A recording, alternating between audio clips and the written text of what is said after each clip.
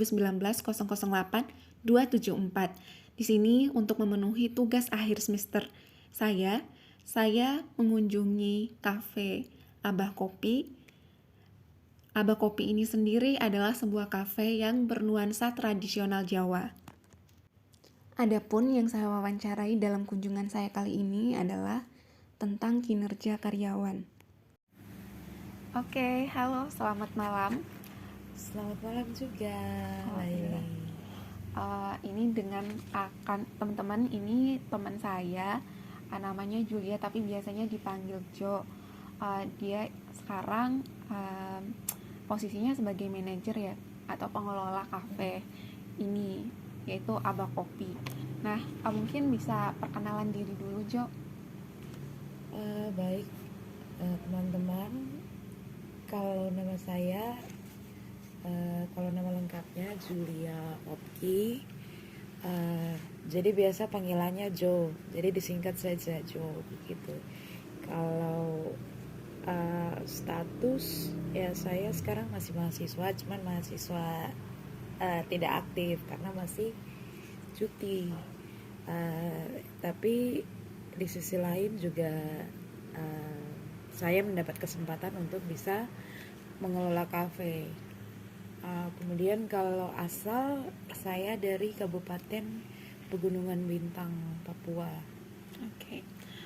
Kalau boleh tahu, ini kafenya itu sebelum kamu yang megang itu, kamu tahu nggak sih sejarahnya itu kayak gimana, atau misal awal berdirinya nggak? Ya. Kalau setahu yang diceritakan sama pengelola yang lalu, itu awal usaha ini dimulai itu tahun 2018. 2018. Jadi tahun 2018, kemudian baru 1 tahun berjalan, kemudian kan pandemi itu sudah terjadi di mana-mana begitu.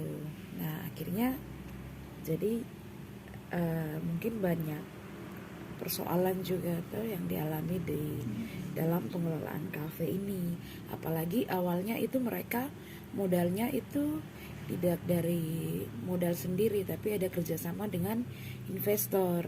Jadi ketika pandemi sudah mulai memuncak di Indonesia, itu sangat berdampak sekali itu kan, apalagi harus ada pembatasan aktivitas masyarakat, semua tempat usaha, apalagi tempat usaha yang banyak pelanggannya harus ditutup sesuai dengan jam yang diatur pemerintah. Itu kan kemudian sangat berdampak bagi mereka sehingga mengakibatkan kerugian. Nah, jadi akhirnya mereka tidak bisa mengembalikan modal yang diberikan dari investor itu gitu. Jadi ya jalan satu-satunya mereka harus menjual tempat ini. Iya, berarti setelah itu dijual, terus dibeli oleh pembeli yang baru kamu mengelola kafe ini ya. Itu kira-kira di tahun berapa ya, Jo? Itu di tahun kemarin, tahun 2021 bulan Juli. Bulan Juli. Nah kebetulan kan pemilik yang lama itu kan teman juga kan. Aku sering main ke kafe ini juga. Dan waktu mereka sudah bikin poster penjualan, mereka minta bantu, tolong dipromosikan. Kebetulan keluargaku yang berminat. Jadi sesudah dibeli langsung dipercayakan. Oke. Nah, untuk kinerja sendiri ya, karena kita tahu ada beberapa perubahan, misal dari pendapatan, dari jumlah pengunjung yang datang. Nah, itu tuh apakah mempengaruhi kinerja karyawan dan atau bahkan kinerja dari kamu sendiri itu dipengaruhi oleh beberapa hal tersebut? Ya sebenarnya ya pastinya sangat berpengaruh ya, karena itu juga berdampak terhadap pemasukan yang lumayan sedikit seperti itu, apalagi dengan tidak adanya modal. Ya itu kan akhirnya membuat kinerja karyawan itu semakin menurun dengan tidak adanya modal, dengan pemasukan yang sedikit. Itu jadi akhirnya ya saya yang kewalahan sendiri seperti Iya. itu. Akhirnya harus pinjam di mana-mana untuk membayar gaji karyawan. Dan ya untungnya sih uh, saya sama beberapa karyawan itu untuk menyelesaikan masalah itu kita melakukannya dengan komunikasi ya, berbicara. Mereka juga tahu situasi kafe seperti apa. Oh iya. Jadi ya kita sama-sama cari solusi ya, baiknya seperti apa. Nah akhirnya mau tidak mau ya itu harus ada pengurangan karyawan begitu supaya kafe bisa tetap berjalan. Iya. Iya sih, karena apa ya, saling pengertian dan komunikasi yang baik itu mungkin memang juga harus ditanamkan ya dalam manajemen. Oh iya, sama selain kinerjanya tadi ada perubahan jumlah karyawan juga ya.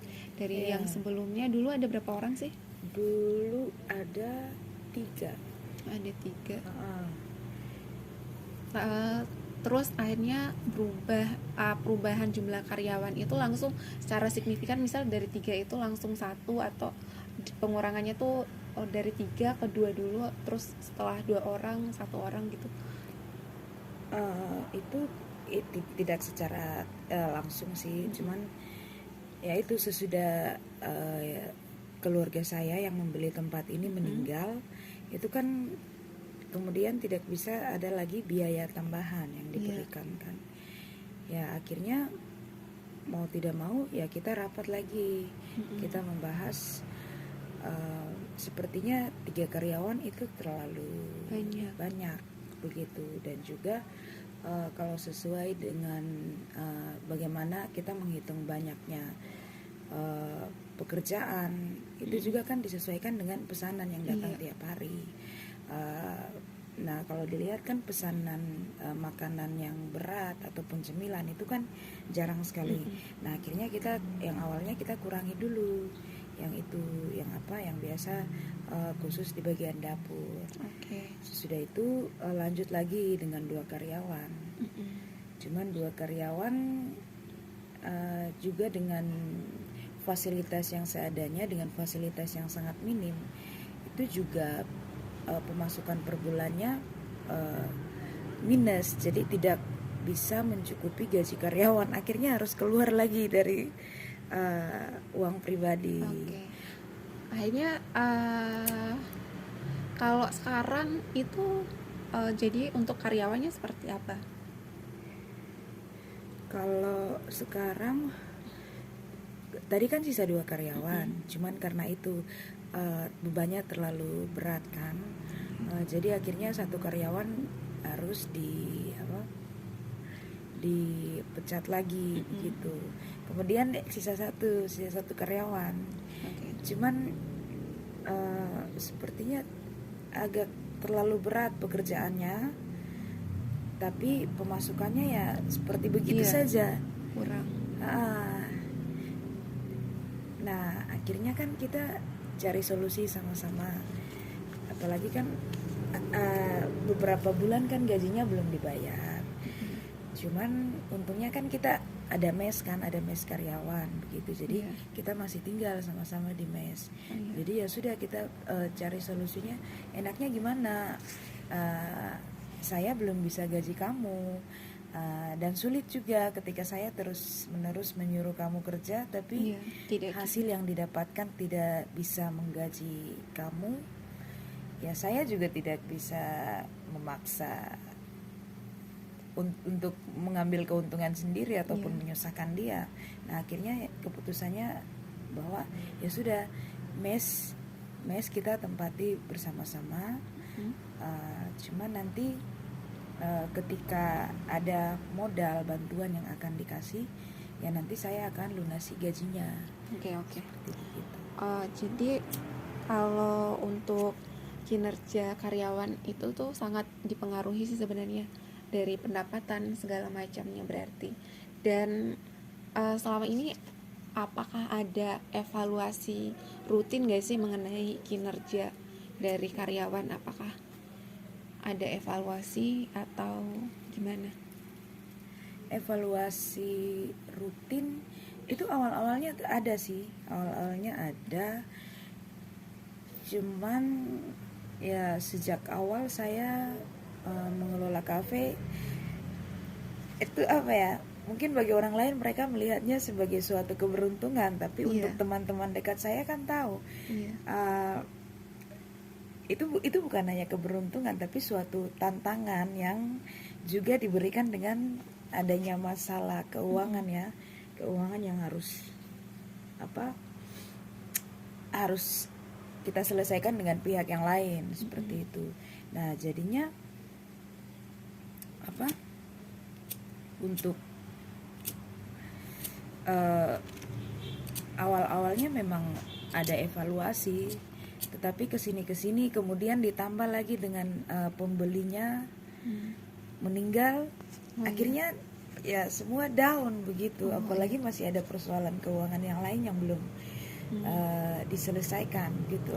Akhirnya ya sudah, berjalan saja kafe seperti biasa begitu. Jadinya ya sudah, semakin kesini kinerjanya semakin berkurang begitu karena tidak ada evaluasi. Tapi kalau komunikasi secara kekeluargaan atau mungkin saling memotivasi tetap ada ya? Tetap. Nah, kan dari beberapa hasil obrolan kita tadi kan sebenarnya banyak sekali kesulitan yang dihadapi, entah itu dari proses pemindahan dari pengurus lama ke pengurus baru yang kemudian itu juga diperparah sama keadaan di tengah pandemi ini. Tapi syukurnya ya selama 1 tahun setelah kamu yang pegang ya tetap berjalan, walaupun beberapa ada pengurangan properti dan lain sebagainya. Tapi itu juga sesuatu yang yang bisa diapresiasi sih, karena banyak juga perusahaan ataupun kafe-kafe, toko-toko tempat makan yang kemudian tutup gara-gara pandemi. Nah, harapan kamu ke depan sama tips sih kayaknya buat teman-teman yang belajar berbisnis atau belajar usaha, karena dari ceritamu tadi kan sebenarnya kamu juga nggak punya background tentang dunia bisnis, tentang manajemen. Nah itu mungkin sama juga, walaupun kepada teman-teman yang baru belajar manajemen atau teman-teman yang mau belajar bisnis, itu kan juga baru belajar teori tapi belum ke prakteknya langsung. Nah itu saran dan harapan kamu itu kedepannya seperti apa? Kalau dari saya sendiri, yang pertama, ketika ada rencana ataupun ada usaha yang ingin dijalankan, yang pertama tuh ya harus konsisten gitu, harus konsisten dan harus optimis begitu. Jadi itu sebagai motivasi kita tidak bisa berharap ke orang lain lagi.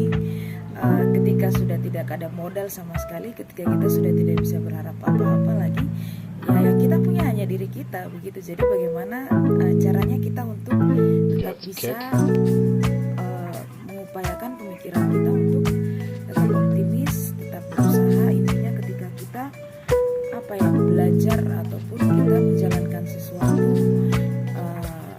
dengan bersungguh-sungguh, saya pikir kemudian ide-ide ataupun solusi-solusi itu kemudian akan muncul begitu. Tetapi ketika kita sudah down dalam pemikiran kita, apapun itu, bahkan pekerjaan yang paling gampang pun untuk dilakukan kita tidak bisa kerjakan gitu.